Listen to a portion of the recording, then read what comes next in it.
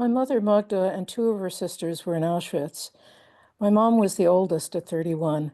She and the baby, Kati, who was 18, shared a barracks, but the third sister, Brigitte, was in a different place in the camp because she worked in Canada. Kati always said that they did what they were told.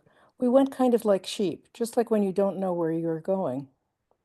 Kati was young and naive, so she really was like that.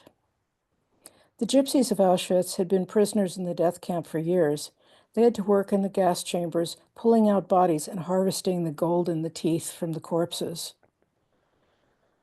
But at least they got to live together as families because they had such gruesome work. Unlike the Jews, who seemed to have no idea about their impending fate, the gypsies knew exactly what happened to people. And then their turn came. Usually the Jews had to be outside their barracks all day, no matter what the weather was like. On August 2nd, 1944, they were suddenly confined to their barracks. That night, the gypsies were rounded up on the orders of Reichsfuhrer Heinrich Himmler and taken to be gassed. My mother and her sister recalled the shrieks of Hilfe, Hilfe, help, help, and Bitte Gott, Hilf uns, please God, help us, awakening them. Despite the chilling, agonized cries of the people begging to be saved, nobody went to help.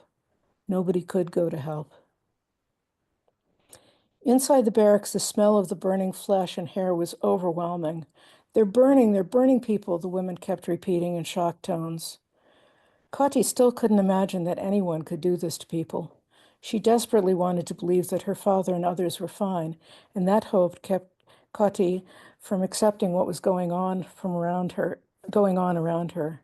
In fact, she believed until the end of the war that her father was still alive, until after they were liberated.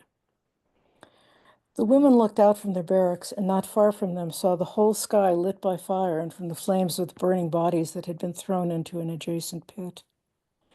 The sisters could still see the intensely red and yellow flames rising so high that they seemed to reach the sky.